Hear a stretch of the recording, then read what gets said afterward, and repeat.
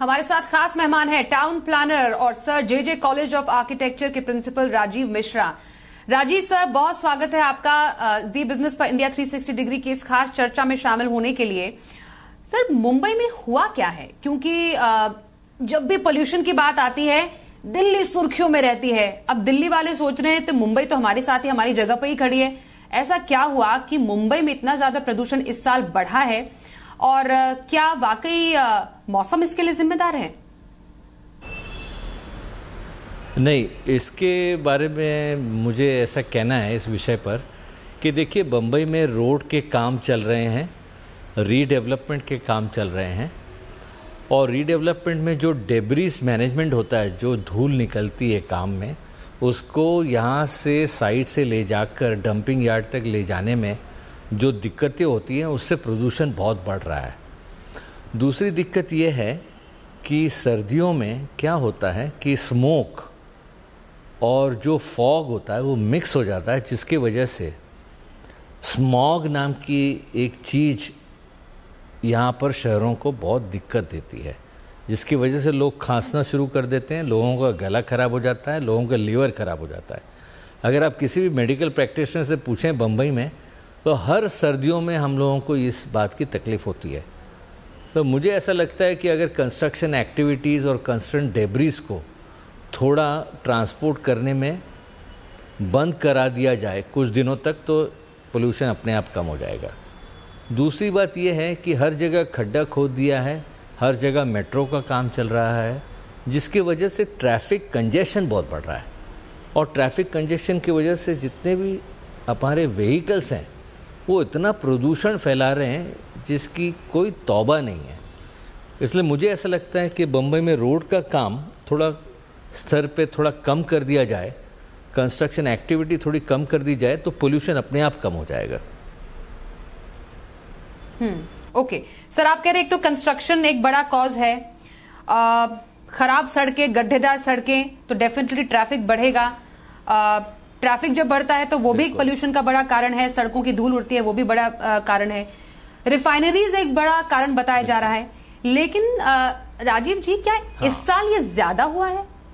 पहले भी तो मुंबई में कंस्ट्रक्शन होता आया है, हालांकि चलिए हम कोविड का साल छोड़ देते हैं जब बहुत सारे रिस्ट्रिक्शंस रहे, लेकिन क्या इस बार इतना ज्यादा स्केल पर ये कंस्ट्रक्शन चल रहा है कि इसने वाकई पूरी आबो हवा को प्रभावित किया है?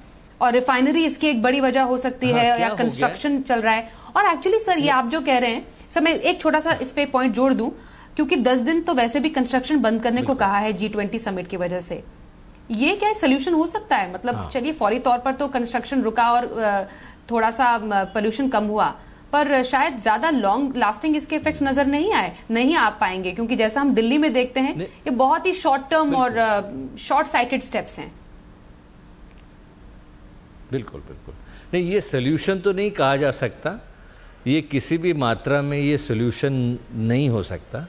हाँ, पोल्यूशन कम किया जा सकता है, थोड़ी कंस्ट्रक्शन एक्टिविटी बंद कर पोल्यूशन की मात्रा कम हो सकती है, लेकिन ये कोई सुझाव किसी बात का सोल्यूशन नहीं देता।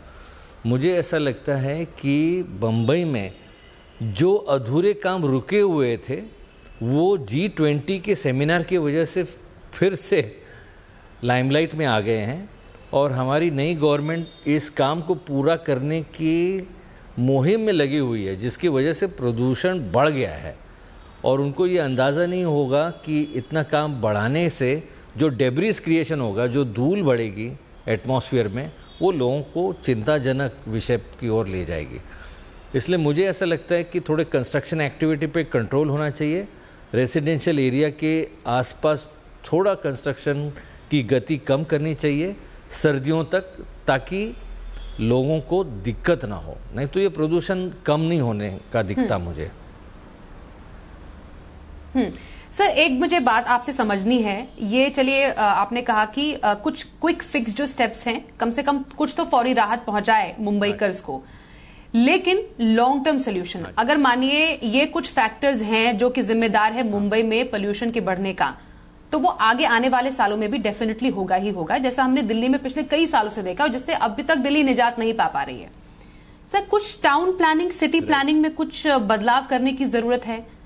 जिसके चलते एक हम लॉन्ग टर्म इसका एक सोल्यूशन देख पाएंगे? अभी नहीं तो कुछ सालों के बाद कुछ तो फर्क पता चलेगा।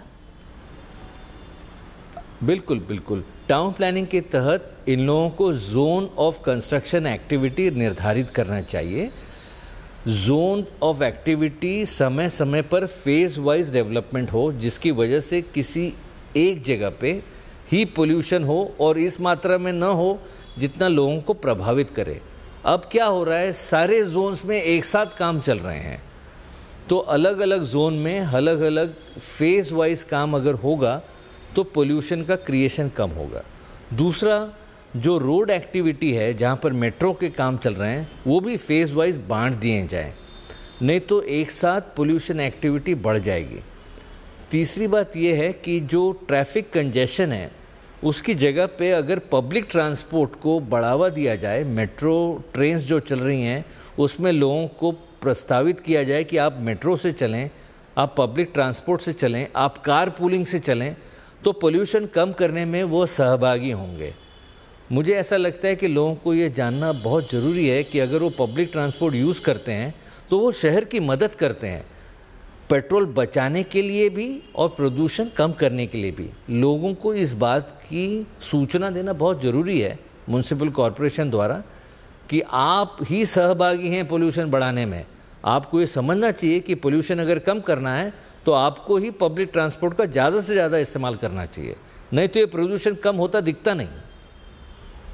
ये लॉन्ग टर्म पॉलिसी हो सकती है। आपने पब्लिक ट्रांसपोर्ट की आपने बात कही यहाँ पर, इसमें एक बहुत बड़ा रोल क्या हो सकता है, क्योंकि हम डेफिनेटली देखते हैं कि पेट्रोल डीजल हो गया, ये भी एक बहुत बड़े फैक्टर्स हैं पोल्यूशन बढ़ाने के।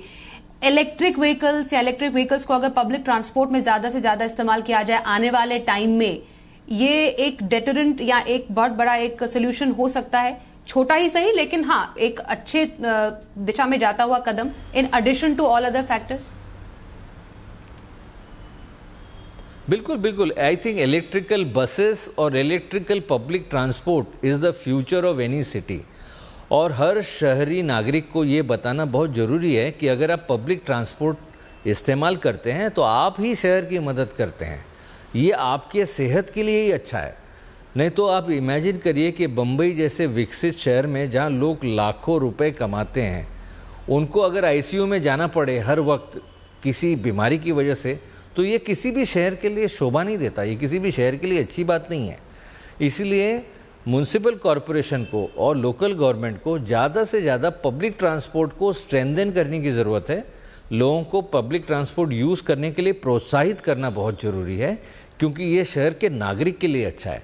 अगर वो ऐसा नहीं करते, शहर के नागरिक इसको नहीं समझते, तो मुझे नहीं लगता कि कोई भी इस बात को सोल्यूशन की तरफ देखेगा, क्योंकि लोग अपनी गाड़ी इस्तेमाल करते रहेंगे और प्रदूषण बढ़ाते रहेंगे। रोड का काम चलता रहेगा, रोड का काम बंद नहीं हुआ तो प्रदूषण बढ़ता रहेगा। और सर्दियों के दिनों में तो खास कर इसको फेज वाइज डेवलपमेंट करना चाहिए, समय समय पर ही इसका इस्तेमाल करना चाहिए, नहीं तो मुझे नहीं लगता पोल्यूशन कम होता दिखता। सर मुझे एक बात बताइए, मैं समझना चाहती हूँ कि मुंबई में, चलिए ये तो हम अब चर्चा का विषय बना है, लेकिन बहुत सारे शहर है जैसे दिल्ली हो गया, बेंगलोर हो गया, वहां पर भी बहुत ज्यादा दिक्कत है ऐसे ही मैनेजमेंट की। अच्छा, कुछ जो परेशानियां होती है सर, वो क्योंकि टाउन प्लानिंग ऐसी हुई है, इस वजह से प्रदूषण की समस्या, ट्रैफिक की समस्या, और सब इंटरकनेक्टेड होता है।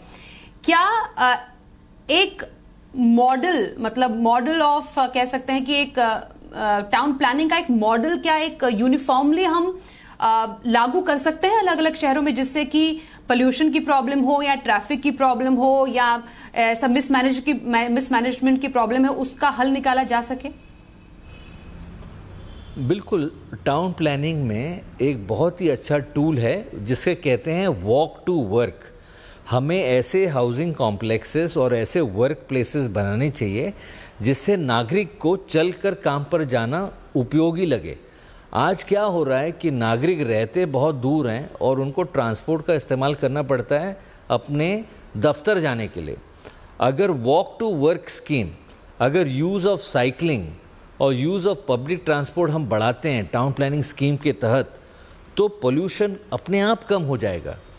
एक बहुत ही बढ़िया शहर ब्राज़ील में निर्धारित किया गया था, जहाँ पर मेयर थे मिस्टर जैमी लर्नर, और क्यूरिटीबा नाम का ये शहर है जहाँ पर उन्होंने पोल्यूशन कम करने के लिए पब्लिक ट्रांसपोर्ट का इस्तेमाल किया था, और उसका बेहद सक्सेसफुल एग्जाम्पल लोगों को दिया जाता है।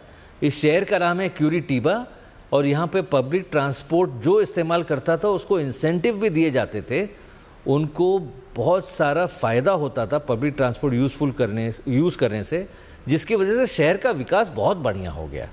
तो ये शहर जो है क्यूरिटीबा, इसका एग्जाम्पल हमको सब शहरों को देना चाहिए, जिससे पोल्यूशन अपने आप कम होता दिखता जाए। तो कुछ सफल हमारे सामने ओके, मतलब स्मार्ट सिटी और एक सफल एग्जाम्पल जो आपने बोला वो हम बाहर के देशों से भी सीख सकते हैं। बेसिकली सब इंटरकनेक्टेड है। प्रदूषण की समस्या है, टूटी सड़कों की समस्या है, मिसमैनेजमेंट की अगर समस्या है, इसका अगर लॉन्ग टर्म हल निकाला जाए तो एक के बाद एक ये सोल्यूशन इन प्रॉब्लम्स का निकलता जाएगा। सर, आप हमारे साथ शामिल हुए, आपने चर्चा की, काफी मुद्दों पर आपने अपनी राय रखी और बताया कि कैसे इस मिसमैनेजमेंट का पोल्यूशन के साथ सोल्यूशन निकाला जा सकता है एक अच्छे टाउन प्लानिंग के जरिए। इस पर चर्चा करने के लिए आपका करेंगे धन्यवाद।